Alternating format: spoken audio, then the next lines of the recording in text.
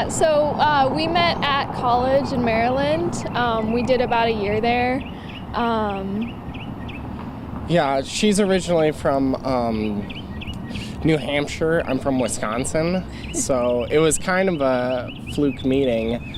And after that first year of college, I decided I didn't want to pursue that anymore. I wanted to go into a trade. So my whole family moved down here to Texas.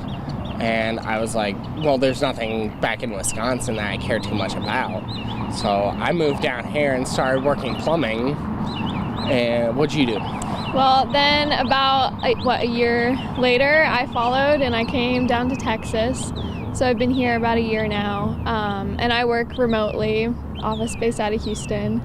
And we got engaged back in June. Yeah. Wow. Yeah. Well, congratulations. That's Thank awesome. you. When you first met each other, I know it was at college, but like, what was your first thought about Caroline? And then I'll ask the opposite way.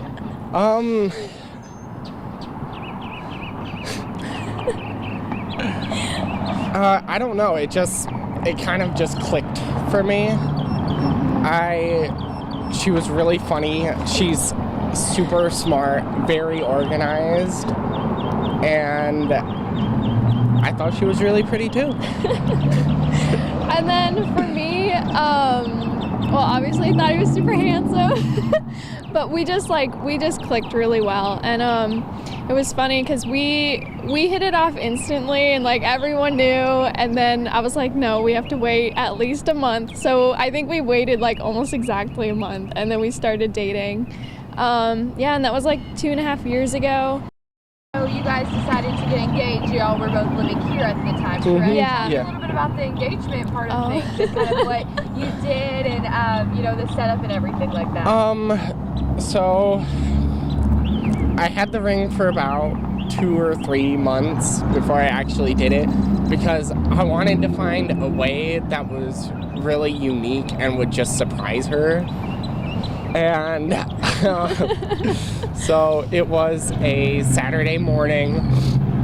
We went horseback riding it was a little place out on 110, I forget the name. But we went horseback riding, and on the way back to Tyler, she started searching me for a ring and was like, what's going on? Because I was so sure he was proposing that day, and then, we had our horseback riding, and I'm like, no ring. I got my nails done and everything. So then, then I was looking around jokingly for a ring, and we got back to the apartment, and then we were just, we were just hanging out, and then I left, I think, the room, and when I came back, he was on one knee, and so I was completely surprised. So you guys have been planning a wedding coming up until, the big day on April 8th, but something else is happening that day. So talk me through what was the decision when you guys were picking the date and why you guys decided that day.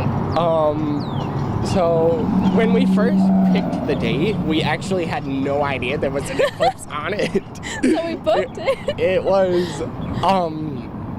so we knew we wanted it to be springtime, but any later than early April we couldn't do because her sister's pregnant, and so she'll be having her baby a month after, so she couldn't fly down here for it. And so we chose April 8th.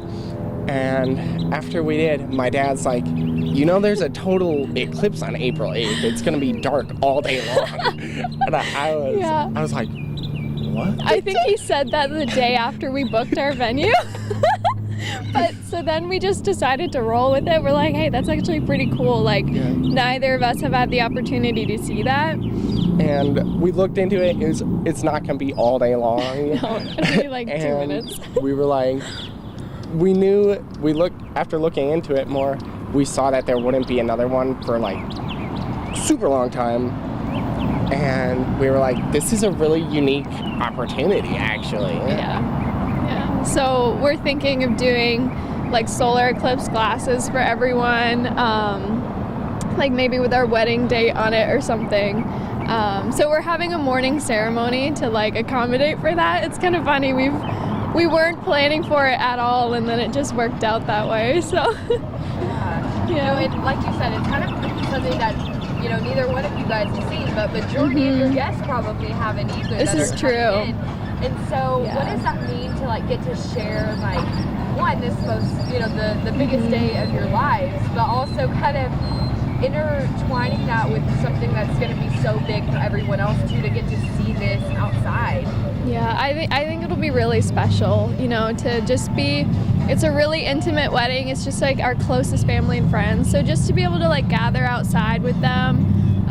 The venue we booked is on like 50 acres. So we'll all just be able to stand out there and watch it. And I think it'll be really special. But,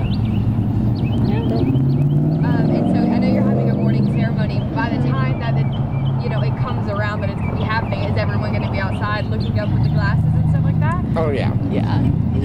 We're gonna have it, so we'll get there, we'll have some little drinks and appetizers, and then we'll be ready for the eclipse when it happens. Yeah. And since you both are not really from here, a lot of your families are going to be traveling down too. I know your family's here, but that's also putting them in the path of totality that they most likely wouldn't have been in to begin with. So what do they have to say about it? They think it's super unique, like very memorable, and I think they're really excited. My brother, he actually just moved here. He was in college in California, so he's like totally pumped about this. When he heard the solar eclipse was happening on that date, he was like, "That is so cool," and he was like, "Don't change the date," like. So, but yeah. It is just, it's gonna be like just very intimate and just very close family and friends. So I think that's really special. That was something we both knew we really wanted. Yeah, and neither of us being from here, Tyler is very, very welcoming to people. Yeah. All the venue and the jeweler and the caterer, they've all been great.